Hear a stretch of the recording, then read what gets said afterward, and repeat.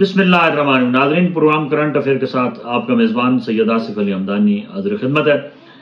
پاکستان گو کے ایک سونے کی چڑیا ہے۔ یہاں پہ جتنے بھی آپ ڈپارٹمنٹ دیکھیں، یہ واقعی کوئی معجزہ ہی ہے جو اس ملک کو چلا رہا ہے، ورنہ اس کے ہر شعبے کو دیکھیں تو کرپشن سے اٹا پڑا ہے۔ ناظرین، آپ جس بھی محکمے کی بات کریں تو وہاں پہ رشوت ستانی عروج پہ ہے۔ آج نیب نے ایک نوٹس جاری کیا ہے، سابق وابڈا کے چیئرمین ہیں لیفٹیننٹ ریٹائرڈ جنرل مزمل حسین کو، اور اس میں جو ان کے اوپر چارج شیٹ کی گئی ہے کہ وہ وابڈا کے سابق چیئرمین تھے، اور انہوں نے اپنے جب وہ ان کا دور تھا ان کی چیئرمین شپ کے اندر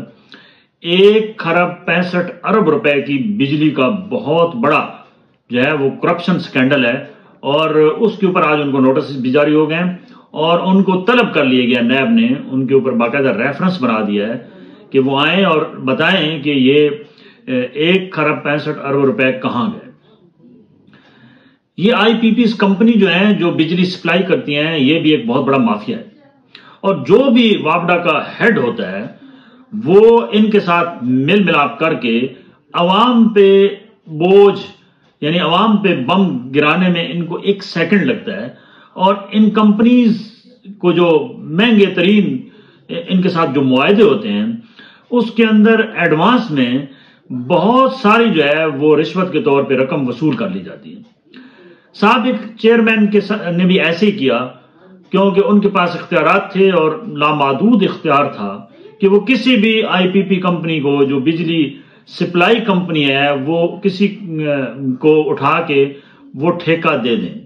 اور انہوں نے ایسے کیا کہ انہوں نے سب سے پہلے مکمکا کیا، اپنی تجوری اچھے طریقے سے بھری۔ دوسری جانب جو لائن لاسز ہوتے ہیں وابڈا کے، وہ بھی ایک عام صارف دیتا ہے، جو شریف صارف ہے، جو بجلی تو کم جلاتا ہے لیکن چوری، ڈکیتی اور کرپشن، یہ جتنے بھی عناصر ہیں جو ڈاکے ڈالتے ہیں بڑے بڑے، وہ ان کا بوجھ یہ غریب ہی اٹھاتا ہے اپنے بلوں کی صورت میں۔ اور وابڈا کا اس وقت جو صورتحال ہے وہ ابھی بھی کوئی بدلی نہیں ہے۔ آپ ابھی بھی دیکھ لیں کہ وابڈا کے اندر کرپشن پورے عروج پہ ہے۔ آپ نے نیا میٹر لگوانا ہو، یا آپ نے پرانا میٹر تبدیل کرانا ہو، یا ابھی نیپرا کی چند دن پہلے ایک رپورٹ، خوفناک رپورٹ آئی ہے کہ وابڈا نے بغیر ریڈنگ کے لاکھوں صارفین کو بل بھیجے، اور اربوں روپے جو ہے وہ ایکسٹرا وصول کیے، جو سرکاری خزانے میں داخل نہیں ہوئے، بلکہ چند مافیاز نے وہ پیسے اوپر نیچے کر لیے اور عوام کو چونا لگا دیا۔ یہ سلسلہ تھما نہیں ہے۔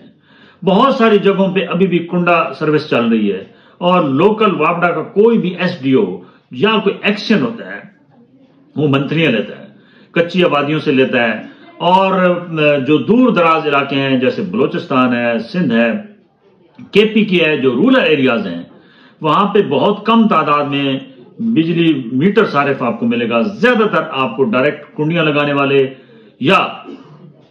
بجلی چوری کرنے والے ملیں گے، اور ان چوروں نے اپنی مکمکا مقامی سطح پہ پولیس سے بھی کی ہوتی ہے، اور وابڈا کا جو بھی وہاں عملہ بیٹھا ہوتا ہے اس کے ساتھ بھی کی ہوتی ہے۔ آپ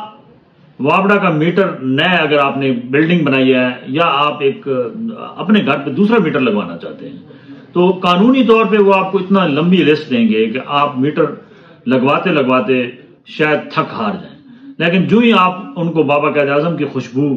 دیں گے تو وہ میٹر راتوں رات کسی کا اٹھا کے بھی آپ کو لگا دیں گے۔ ناظرین، یہ سلسلہ اس وقت تک تھم نہیں سکتا جب تک کرپٹ مافیا کے اوپر جو طاقتور حلقے ہیں وہ ڈائریکٹلی ہاتھ ڈال کے ان کو سخت ترین سزائیں نہ دیں، تو کہیں سے بھی آپ کرپشن نہیں روک سکتے۔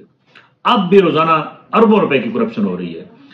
آپ کی سرحدوں کے اوپر دیکھیں، جو ترسیلات ہیں، چاہے وہ چمن بارڈر ہو، چاہے وہ آپ کا تورخم بارڈر ہو، کوئی بھی بارڈر ہو، ایران بارڈر ہو، ڈیلی بیس پہ